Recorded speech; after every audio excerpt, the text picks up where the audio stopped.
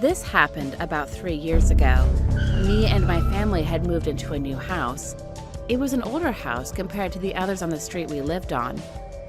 One day, me and my sister were playing in her room when she suddenly asked me, "Have you seen the little girl that watches you when you sleep?" I got chills and asked her what she meant. She said to me, "There is a girl that stays under my bed. We talk a lot, and one day she told me that you interest her and that she has been keeping an eye on you while you sleep." I told her that she was too old to be telling stories and that she shouldn't scare me like that. One night, I woke up suddenly. I didn't know why I had woken up. I assumed it was a noise and tried to go back to sleep. A few minutes later, I heard whispering in my ear. It sounded like a little girl. She whispered to me, "It offends me that you don't think I'm real. In fact, you've made me quite mad." I almost pissed myself. I was so scared that I couldn't move. I suddenly felt hands around my throat and I couldn't breathe.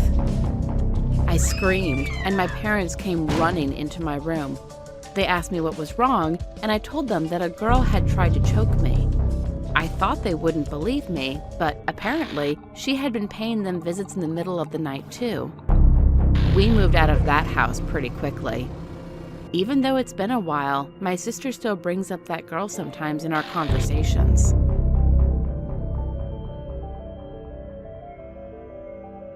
My name is Serena, and this happened on December 1st, 2018.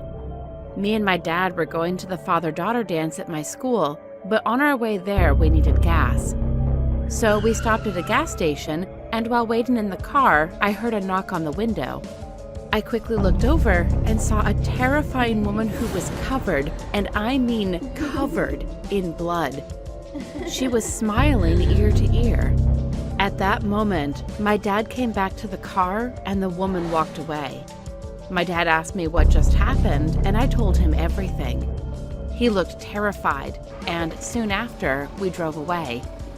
We had a fun time at the dance, but what really scares me is that on December 1st, 2019, my dad passed away after going to that same gas station. They found him in the trash can out back, covered in blood, but what is really scary is he died from an overdose. Why was he covered in blood then? This might not scare you, but it still sends a shiver down my spine.